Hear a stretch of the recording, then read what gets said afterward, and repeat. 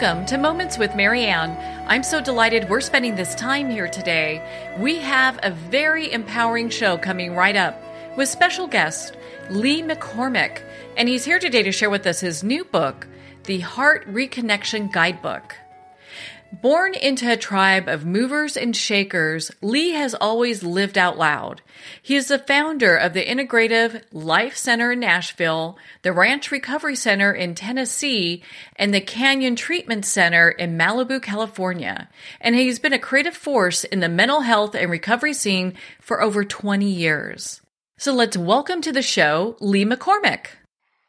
Well, hey there, Marianne. It's good to be with you. What a joy it is to have you here, and especially to talk about this book. I mean, my goodness, this book's a game changer. You know, the book represents a lot, and it's like the first installment in what's ultimately going to be, I think, a new paradigm platform, for how we look at ourselves and our lives and our relationships to being here.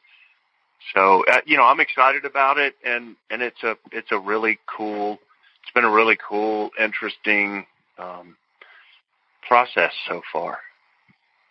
Well, and so why don't you share with our listeners that might be new to you? I know we've had Mary on the show here before, but why don't you share with us, what inspired you to write this book?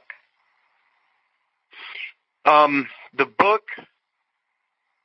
book came out of a conversation that Mary Faulkner and myself, Joan Borisenko and her husband, Gordon DeViren, and Gary Seidler, who is one of the owners of HCI Books and U.S. Journal Trainings conferences, and then Holly Cook, who I work with at the Integrative Life Center. Holly is a therapist and like a master trainer, an amazing clinician, and really kind of a life guide person. So it was a really dynamic group of people. We were all in Santa Fe for a conference, and we were all over at Joan's house having this conversation around our cultural point of view and the evolution of addiction treatment and mental health treatment, the scripts, the points of view, the belief systems that we all are born into, what we inherit when we come into the world as a point of view of good and bad and right and wrong, and the whole dynamic of legacy that we inherit. And in that conversation between us, of course, there's a lot of experience. There was, nearly 300 years experience in working with people in different disciplines as such. But it was all related to healthcare, wellness, happiness, transformation, recovery. So there was a congruent thread through all of it. And we all shared different perspectives that the basis that most mental health or addictions or even a lot of the self-help perspectives, the basis of so much of that, the basis of our perspective as a culture is really based in judgment and fear, and that happiness is the result of compliance with inherited belief systems, and that we're not taught as children growing up that we are good enough by the fact that the Creator saw fit to put us here, right? There's not an innate goodness in us that's not really in question, and that our relationships, the quality of our life really stems from and grows from the foundational agreements that we make as children, or that we're taught as children, and that there's a great opportunity to shift that paradigm, shift it away from goodness and value must be earned in the world, and shift it to a place of we're each unique individuals, and we all have gifts and talents, and a unique way of living life in the world.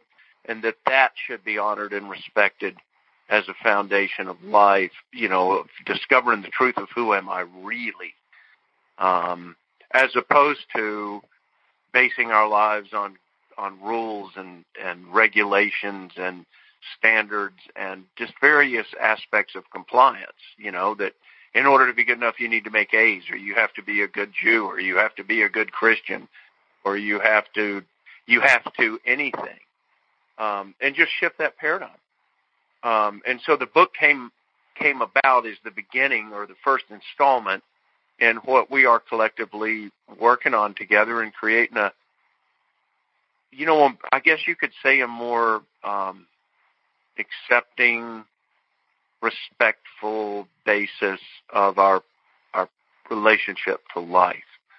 And just giving people an opportunity and encouraging them to respect themselves and to question all of these things that we're taught as kids, that may or may not be true, and to open up this dialogue.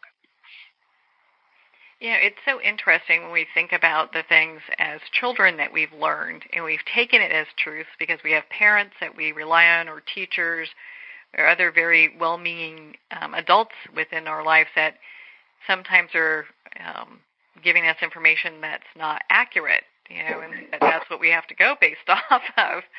And so we take these things throughout our lifetime as truths and misperceptions. And so I really appreciated your book because it really asks for us to question these. Yeah, well, as kids, of course,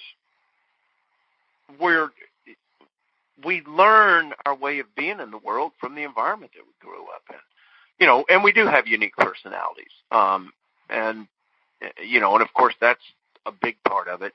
And we inherit a legacy. We inherit a powerful legacy when we're born into this world. And then as adults, I think as adults, we are 100% responsible for the belief systems that we have woven together for ourselves growing up. And we're completely responsible for our opinions and our point of view.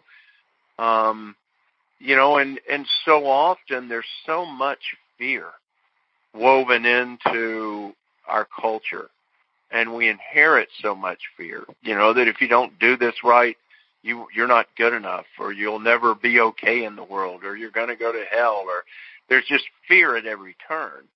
And that's a learned fear.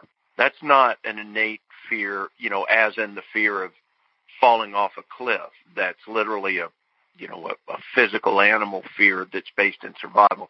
It's learned fear. It's an aspect of a frequency that's in our consciousness that's passed on from generation to generation. And it doesn't serve us. It doesn't serve us in any way, shape, or form, other than it does cause a dis-ease, a discomfort, an anxiety, a conflict. And in that the conflict that's created by the fear, by the judgment that comes along with it, in those conflicts is the opportunity to pay attention to what am I believing, and why am I pushing back, and why does this not feel right, and is this really something I want to attach myself to or weave into my perception of life. So, the conflict, the anxiety, the dis-ease, all of that is actually an invitation to pay attention. It's the way I look at it. And so even though so much of the way that we live in the world, so much of our culture is so conflicted, the humans, I think if you really step back and look at the overall picture, we humans appear to be pretty much insane. And then we have these amazing redeeming qualities, while the major drivers of our cultures just seem to continue to perpetuate conflict and greed and, so much stuff that's just not working for us. And there's so much fear and resistance to questioning the tenets that we've based our culture on. And so that's going to have to come from the bottom up. And then again, you come back to the book, you come back to the work we do, our humanity, our human relationship to life on Earth is going to change from the bottom up. We're going to wake up one person at a time. We're going to reclaim our divinity or our happiness, our joy, our freedom, our creativity. We're going to have to reclaim that one person at a time, one choice at a time. And so the truth is, this is going to work from the bottom up. You're not going to find a fix from the top down, because we each have to clean ourselves. We each have to address those judgments and projections, heartbreaks, behaviors that undermine our happiness and undermine the quality of our relationships, in the world and to the spirit, whatever interpretation of spirit you might have a relationship with.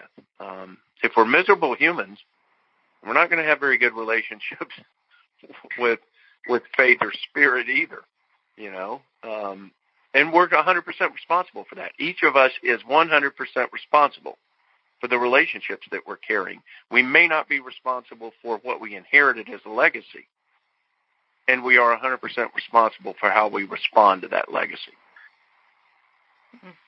Well, in the book, the Heart-Reconnection Guidebook, it talks about the heart-mind connection and why that's so important, and if it's disconnected, why we need to kind of get back in alignment. And I'd love for you to just expand on that a little bit for our listeners. Sure. One of the practices that I do with people regularly is have someone sit and just put all your attention into your mind. Give all your attention to the thoughts that you're having. Give all your attention to, that internal dialogue that goes on in our mind. And be conscious of, feel that frequency of thought. And if you think about it, again, if you reflect on it, maybe is a better term, the truth is we don't really have any idea where our thoughts come from. A part of our, an aspect of our thoughts clearly come from programming. They come from, stories. It's loops of repetition. And at the same time, we don't have any idea what the next thought that's going to enter our mind is going to be. So we can't, for a fact, say that we know where our thoughts are coming from. And thought is literally a script of the mind, and that script of the mind operates largely, not completely, but operates largely off of what I call the hard drive of the mind's memory and the way our individual minds have been programmed. Again, we inherit that legacy. That legacy is a large part of the programming that we have been downloaded with through education and teaching and experience in life. And then we end up seeing the world through the filters of that programming. So the mind is also the source of how we dream. The mind is the source of judgment. It's not the heart that judges right, wrong, good, bad. It's not the heart that projects. It's the mind that judges and projects. And the mind is quite a ruthless judge. The mind loves to judge because the mind loves to categorize, and separate things out and compartmentalize. It's one of the ways the mind operates. All of that is well and good until our relationship to ourself first and our relationship to the life around us is completely subject to the mind. And what I mean by that is that me, Lee, I'm a human being, and I am the awareness that I have a mind. I'm not the thoughts in my mind or the voices in my head. I'm the one that hears them. If you think about that, like if you're the voices in your head, then who's listening? Who's hearing them? So I'm the witness to the things that I think. I'm the witness to the thoughts that come through my mind. So in that relationship, if I'm not conscious of that, and if I'm not in a place of responsibility for how I respond to my thoughts, then I end up with my mind running my life, and I, Lee, end up following the mind because I'm living in reaction to what I'm thinking or to what I'm, how my thoughts are or interfacing with my beliefs, and then the judgment that comes from that, and the projection that comes from that. So I am greater than my mind. I am the awareness that I'm in a human body. I'm the awareness that I have a mind. I'm the awareness that I'm feeling my emotions. I'm the awareness that is having the human experience. If I drop from the mind, if I shift my attention from the mind and all that busyness, and I breathe my attention down into my heart and down into what I call my heart, breathe my attention down into my body. When I speak of the heart, I'm talking about the center of our being, like the seat of our soul in our body. It's our center place, not the romantic heart. That's a very small aspect of the whole. If I bring my awareness down into my body and down into my heart center, it's a much calmer, much more peaceful, resilient place to rest my attention. And what we do know from science, what we do know is that, the heart contains some of the same cellular structure, and actually the heart has mind or brain-like aspects to it. So some of the same structure that exists as our brain also exists in the heart. To live life from a place of heart, number one, what it presents us with the opportunity of addressing all those experiences that we've lived in life that have led to heartbreak or have led to abandoning ourselves. So the sense of loss, the sense of fear, the sense of self-worth, whether it's good or not, or whether it's positive or whether it's judgmental. So many things come up when we shift our attention out of our mind and drop our attention down into our heart center. And it offers an opportunity to, as an adult, to question those things, to sit with those things. Is that really true? And then to look for help or support in resolving the issues that are going on with us, that we do hold the power, we do hold the ability to resolve those issues, and we're going to have to make the quality of our relationship with our heart a priority. We have to be willing or interested. I guess you have to be interested first, and then you find the willingness to work with yourself, to find the support that you might need, or, a crew of people that you can share this process with, that allows us to shift the nature of how we live as a human being and to move away from everything being based in our reason to our life being in balance between the deeper awareness of the heart, which is a direct link to the spirit, and the knowledge that the mind has available to it. Because the mind is a great tool, but our mind is not a good boss. It's a great tool and a bad boss. You're much better off working for your heart than you are working for your mind. And the two together, once they're connected and who we are really as consciousness are holding both in balance and living in relationship with both in balance, then we truly become our greatest self as a human being. We have both aspects available to us. Well, isn't that the truth, And it's interesting, when we allow ourselves to get in this place where we're coming from the heart, other people notice that and they're attracted to that. Yeah, well, it's a resonance, right? It's a frequency. It's like we become the light that we literally lighten up, especially when we do the work to clean ourselves, to clean the heartbreaks and the heavy energy and the fear and the judgment. And we work through that stuff and let that old stuff go and shift our attention back to being in the present moment and live life from a place of respecting ourselves. If we don't respect ourselves first, we don't really respect the world we live in. We may live in a relationship of fear or desire for things or judgment of things as good or bad.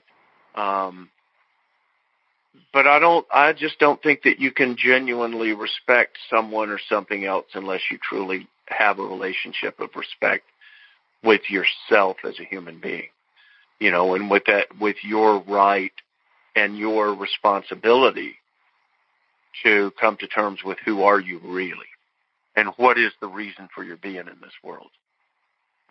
If you believe that something greater than ourselves created us, then there's an intent behind our being here. And I've come to realize that I have a responsibility to fulfill the intent in my being in this world. That's my responsibility and nobody else's. And so if I'm not living in relation to that intent, then I can just kind of run around on the planet and do human stuff my whole life, and I might never really discover, the depth of my heart and spirit and soul and what I might and what I might have to contribute here on a deeper level than, how much money I can make or how many degrees I can earn or, all this surface level stuff that our culture has come to basically make gods out of. We've made little demigods out of wealth and power and prestige and just a whole bunch of stuff that's about a mile wide and an inch deep.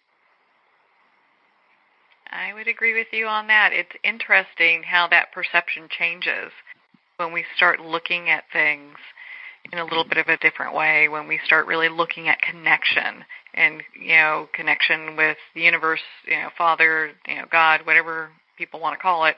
When we have that deep connection and we really start questioning, like, what am I here to do and what do I offer? And it has nothing to do with money. And I really appreciate you kind of just sharing that. I think it's so important for our listeners to hear about that. Well, yeah, and there's nothing wrong with money. There's nothing wrong with, having power. I think they come with a responsibility. If you're blessed enough to make a lot of money, I think along with that opportunity comes a responsibility for how you respond to it. Well, on that note, we're going to pause here for a quick break. We've been speaking with Lee McCormick in regards to his new book, The Heart-Reconnection Guidebook. You're listening to Moments with Marianne. We'll be right back after these messages.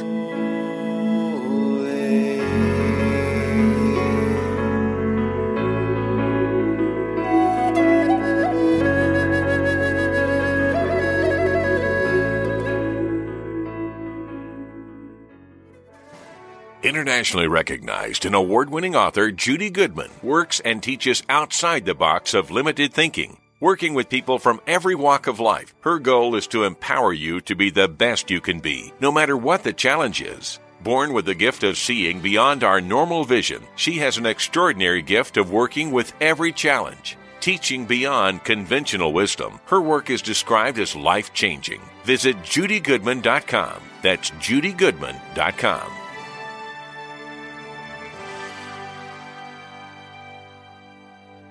There comes a moment when you realize you're somewhere special, when you discover that each beautiful creature that you see has been rescued from a life of absolute horror and brought to this incredibly free place. Here's where their lives were forever changed and where yours will as well. Discover over 500 tigers, bears, and lions at the brand new visitor center at the Wild Animal Sanctuary just outside Denver. For more information, visit wildanimalsanctuary.org. Discover true freedom at the Wild Animal Sanctuary. Have you ever had the sense that your thoughts might actually be doing something? Ancient secrets of manifesting have been masterfully revealed in the award-winning book Manifesting 1-2-3 by Ken Elliott. For the first time, the author's experiences and stories in this book describe exactly how your thoughts can create anything. You've been doing this all your life, but it's never been fully explained for you until now. Visit manifesting123.com for more information today. Manifesting123.com. There are nearly 2 million Americans living with amputation. Many live right here in San Antonio. Becoming an amputee can be scary, frustrating, isolating, but there's no reason to feel alone. The San Antonio Amputee Foundation is here to help support you and guide you toward resources such as home and car modifications and even prosthetic limbs. For more information or to make a donation, visit saamputee.org. We'll help you live a full, active life, one step at a time. San Antonio Amputee Foundation, healing limbs, hearts, and souls.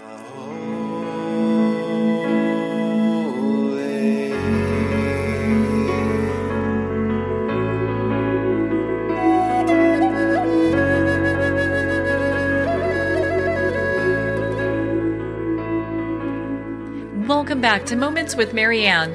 We're here today with special guest Lee McCormick, and he's sharing with us his new book, The Heart-Reconnection Guidebook. Now, Lee, before we went for break, we were talking about money. And, it's interesting. A lot of times when people are going through difficult times or they're doing good in the world, money can be a little bit of an angst. And I love how you feel that is not a problem and it should be okay to make money. If you from our heart reconnection point of view, from the book's point of view, if you accept yourself and you accept the idea that all humans were created to be exactly who they are, and that we all have innate value, and that our value was established by the one that created us, that it's not necessary for us to go prove we have value. We were born with it. And so we can free ourselves from all that self-judgment and fear and ego that's necessary to go out there and prove yourself, to the world. You already have value. So let's just say we accept that and you let that go. Well, the rest of the journey in this world is simply the interaction with opportunity.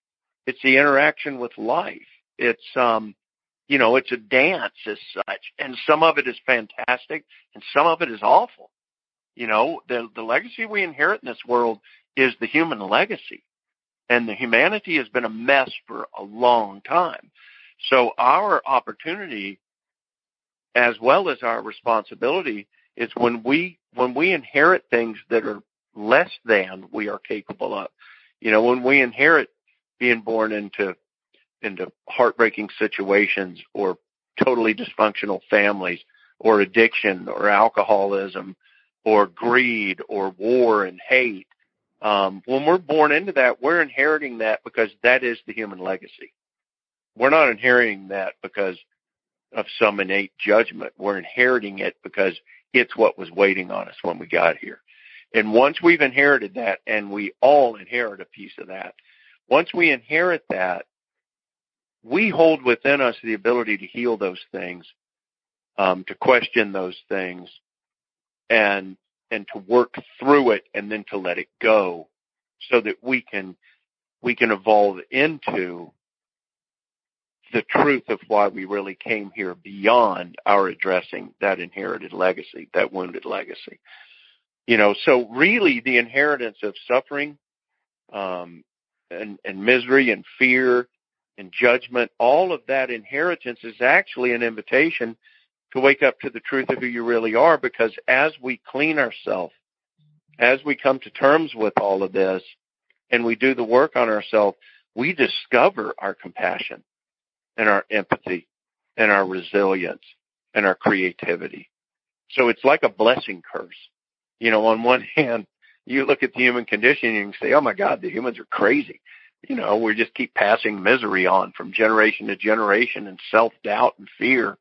But on the other hand, if you flip the coin, it was that same setup that called us out to waking up to the rest of life, and that wake up is from the inside out.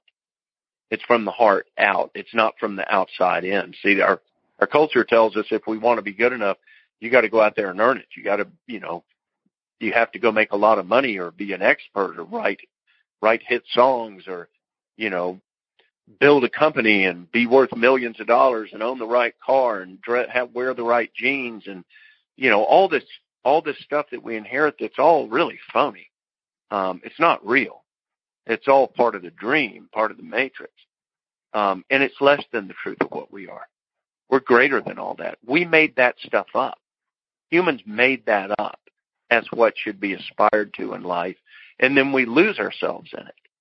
So it's like I made up a story, and then I lost myself to the story, and while I'm lost in the story, I'm demanding the story bring me peace and happiness and fulfillment. Well, how can the story bring you fulfillment? You made it up, right? The fulfillment is going to have to come from a place greater than we are, a relationship deeper than this imaginary world we live in. Yeah, I agree with you 100%. I mean, and it's interesting. Do you feel that when we let the illusion of the story go, then that's when we can really start also allowing the walls that we've built up kind of start releasing those as well? Well, yeah, because we don't need them anymore. We're not living in fear. And it takes years to work through this stuff, or maybe it takes lifetimes. I don't know. The Buddhists would tell us it takes lifetimes. It's one day at a time with me. It's one life at a time, right? So, yeah, as we step into the things that we fear, as we step into the heartbreaks, as we step into the judgment or the projections that we have been taught are the truth or are real, as we step into that stuff, it pales in comparison to our true heart, to our true awareness. And it's like if it is illusion, if it is not true and it is a matrix of largely lies and misperceptions, then as we step into it and hold a place of non-judgment with it and hold a place of respect for ourselves, all of that stuff starts to come unraveled. We work really hard, all of us, humanity, we work really hard to hold together this matrix of life and reality. I mean, we go to war over it. We go to war to defend lies that we have been taught to believe, that we've given our faith to, that, the way to peace is through war. The way to prosperity is through consumption. The way to happiness is through building up a bigger story or earning more credits on the cultural scorecard, right? And we've been doing that for generation after generation after generation. And so often the best we come up with is a temporary sense of peace or a temporary sense of accomplishment. And the energy around it there's always fear around it. There's always a need to protect it. Like build a wall to protect everybody from the bad guys on the other side of the wall. We just keep perpetuating these fear-based ways of living in relationship to life. And the invitation from life is always to bring our attention back to ourselves. And it's kind of like Dr. Phil says, and how's that working for you? Like if you've been living your life a particular way your whole life, and if you've never really questioned your belief system or your judgments in your entire life, and we cling to things because we're afraid we don't know any different. And we cling to what we know because it's what we know and it's all we know.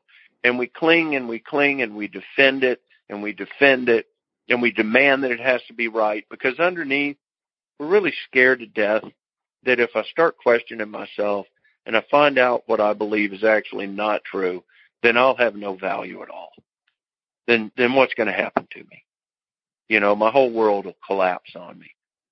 Well, my experience has been what happens is that we realize that we're so much more than we understood. We're so much more than we believed. And we're so much more than the legacy that we inherited. And that in itself raises us up. And you wake up, one day at a time. You wake up, and over time, you're in a whole new world. You see the world through a different set of eyes, and you realize that you're so much more than you ever could have believed that you are. Do you feel that in this age that we're in, where, information's so easily accessible, people are able to get, pretty much everything instantly, 2 days it's shipped to your door, that they kind of also expect that in regards to their own spiritual journey and being able to release these patterns that have been developed over a lifetime? Yeah, I mean, we're a right now oriented culture. We want everything right now. It's interesting. I don't know, 6-7 years ago, I tore my rotator cuff surfing in Malibu, and so my left arm, I couldn't raise my left arm up over my head. I couldn't paddle a surfboard, right? And it was painful and all that stuff, and I went to a surgeon that actually worked for the Lakers, and he said, I can operate on this. And the truth is, rotator cuff surgery is never 100% effective, and he said, I'm telling you the truth. So, and I could operate on you and you get some relief, but it's not really going to heal this. There's a Chinese medicine doctor in Santa Monica that you ought to go to, and before you make a decision on what you want to do. So I did. I went to this Chinese medicine doctor that actually worked at UCLA. And he was amazing. He went to medical school in China, and he was an acupuncturist. He did acupuncture with electrodes attached to it. So it shot electricity through the needles, right?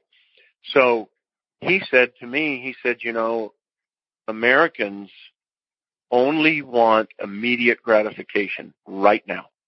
Americans are not patient enough to allow healing.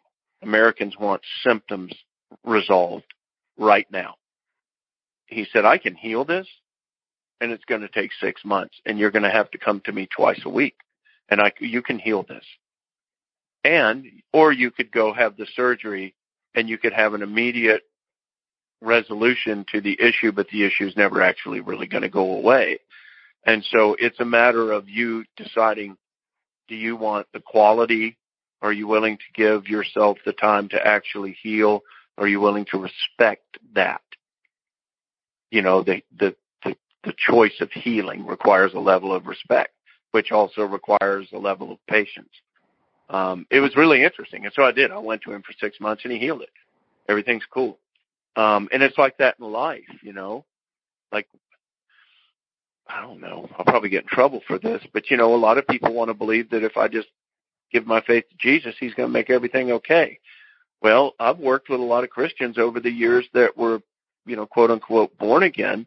And the truth is, they were still carrying all kind of emotional woundedness, but they weren't willing to really drill down into it and look at it because they hung on so determined to their belief that by having faith in something outside of themselves, everything was good enough now.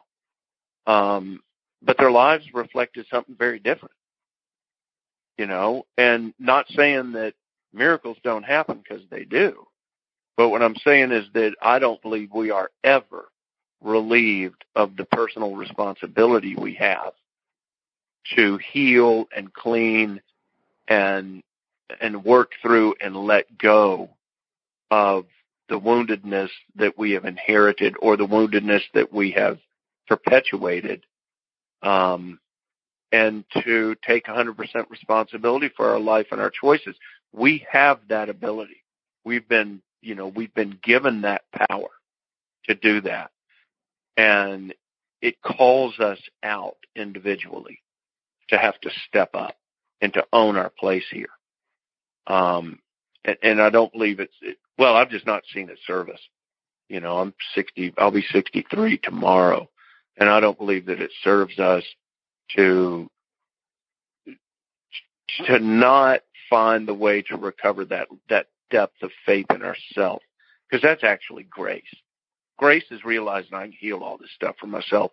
And yes, a lot of times I need help and I need support, and it's still my choice to step into this healing journey, as opposed to my choice of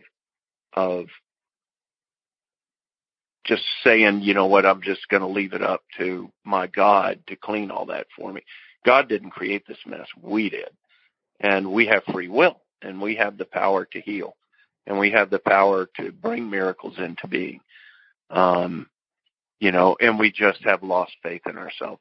And it's the most humbling experience in the world to realize that I had the power all along to undo these things that haunt me, and I just didn't know. I had no idea. Well, I think it's very encouraging for a lot of people as well, because when they look at, you know, if they go through life feeling like the victim all the time, things are happening to them, where they step then into personal responsibility, you know, then it really kind of allows them to go, okay, well, if these are things that I can work on personally, then there's some, you know, it just allows them to then further, you know, feel that they're able to walk the path a little bit easier, as opposed to constantly getting pummeled by outside forces. Well, yeah, because we're recovering faith in ourselves. Mm-hmm. We're reclaiming faith in the truth of who we really are and how we are created. You know, our I don't know, I'm a rancher and a cowboy too, so I kind of got this weird mix of language I use.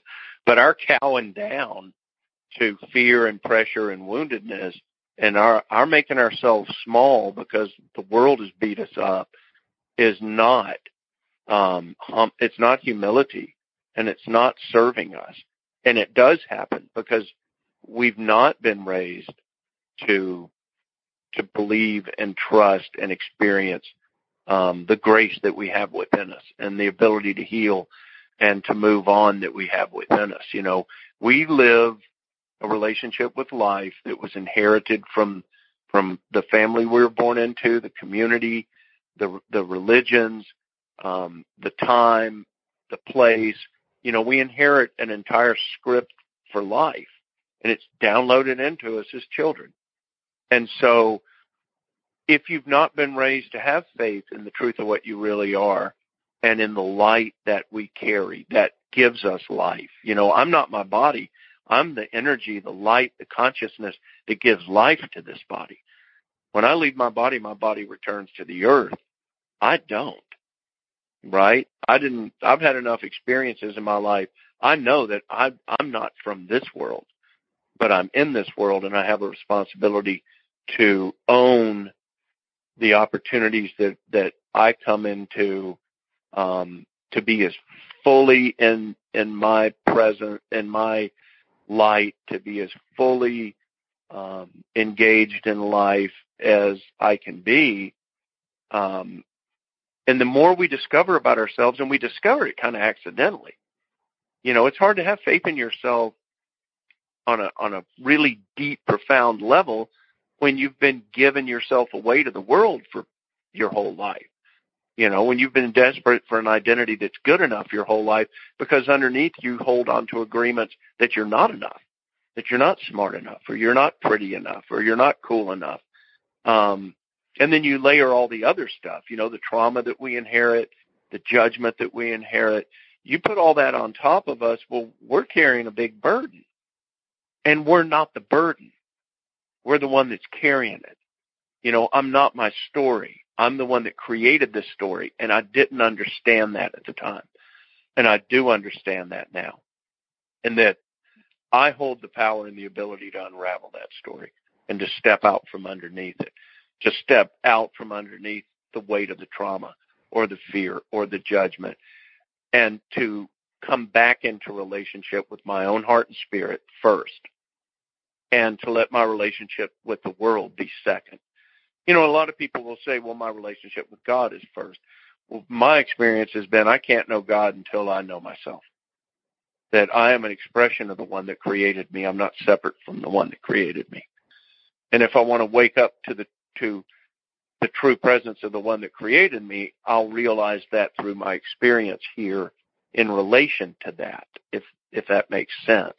And it's all so humbling. I mean, it's a trip to figure out that all the suffering and fear and anxiety and anger that's gone on in my life was literally the result of me living for so long with no true awareness that I'm not my place in this world, that I'm not my story, that I'm not my experiences. I didn't understand any of that. It took me 40 years of life to get to a place to where I actually found a way to question everything, and that's, I don't know, that's our journey. Different ones of us wake up at different times and say yes to life at different times. But boy, what I discovered and what I've witnessed with people is, it's just amazing. We're amazing beings. Human beings are amazing. We have an amazing power, an amazing connection to healing and to light and to the ability to dream heaven on earth. And we're just caught up into something else. But we've given all our faith to the something else. So we continue to perpetuate what we know rather than taking a break and coming back to discover, the depth of our own heart and spirit.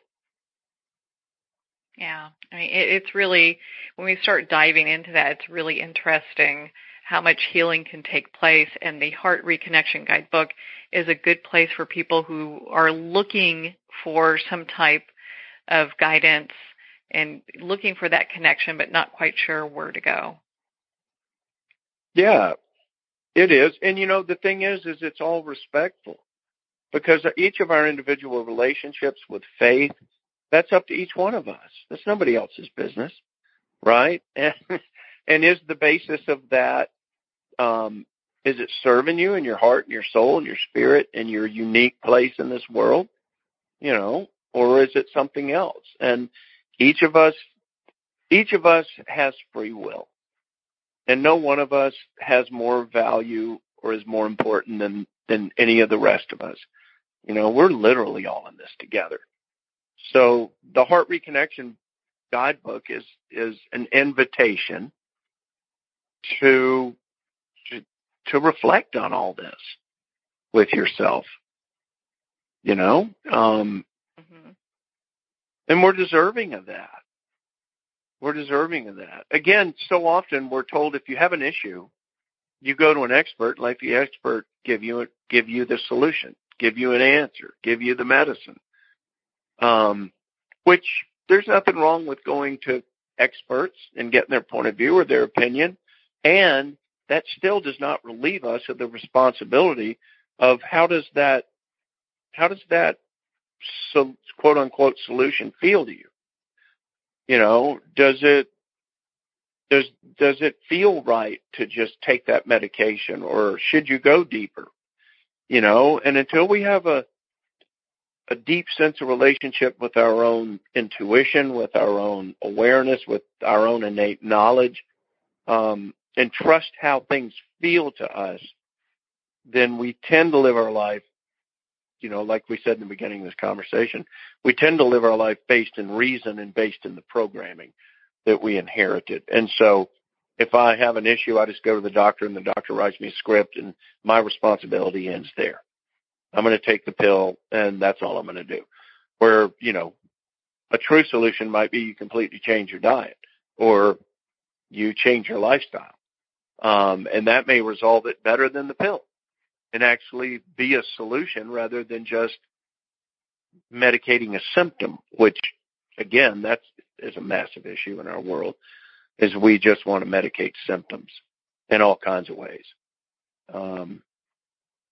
So when are we going to, how, what is the opportunity that each of us has in every day to look for our why? Our why is so important. It's the baseline for everything else. Why do I keep doing what I'm doing? What's the end game here? What's my expectation? How do I get there? How do I recover faith in myself? There's a point in the book about learning to sit with questions as opposed to I have a question and I just want to Google the answer and that's that. If we learn to sit with questions, then it gives the universe, it gives God, it gives spirit, it gives our deep innate individual wisdom. It gives life an opportunity to respond from more than one point of view. And it's so important to realize that there are as many points of view as there are eyes to witness any particular situation. There's never one point of view. Never. And yet we're so programmed to be in such a hurry. Just give me the answer so I can move on to the next. Mm-hmm. And it's up to us to change that, to change our way of living in relationship to life. So with that, I mean, gosh, we could talk for hours in regards to the Heart Reconnection Guidebook. I mean, it's got such great information, and you're just a really, you have a lot of wisdom in regards to this topic and how it's helping people move forward. What are some final thoughts that you would like to leave our listeners with?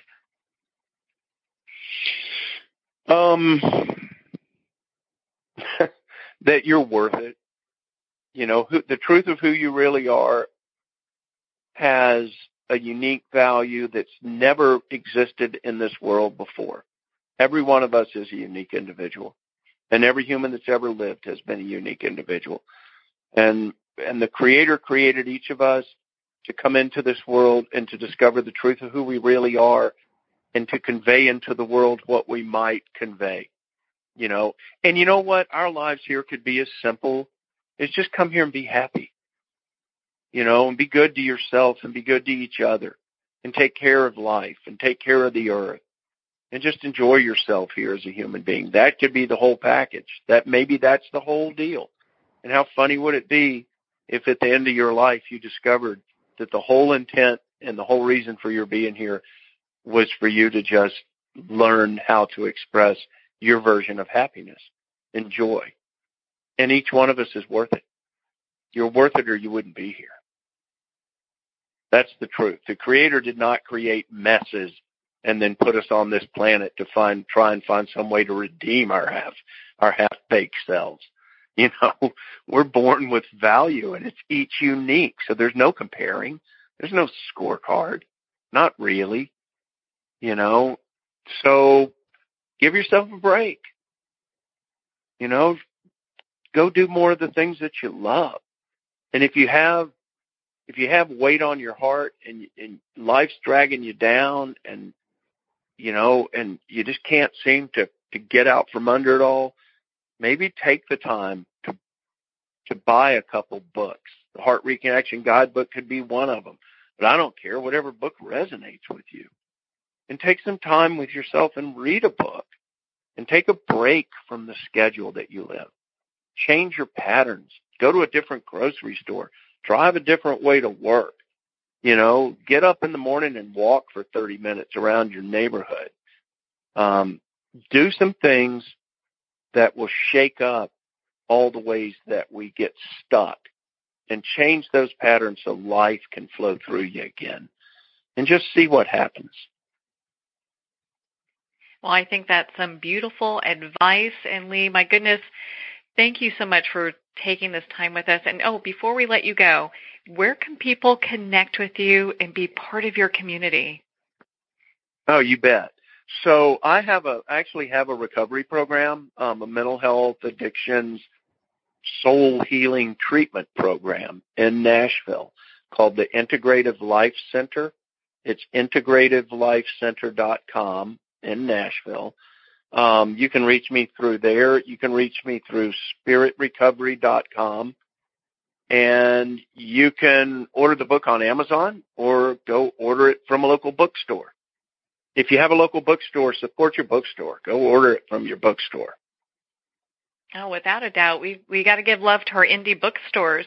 Well, Lee, thank you so much for taking the time to be on the show with us here today. Oh, you're so welcome. Thank you. Well, thank you, Lee. It's been such an honor to spend this time with you and, of course, to talk about your new book, The Heart Reconnection Guidebook. Again, if you'd like to connect with Lee, you can at his website, spiritrecovery.com. Well, we're at the end of our time today. I would like to thank everyone for tuning in. You're listening to Moments with Marianne. And remember, make every moment count.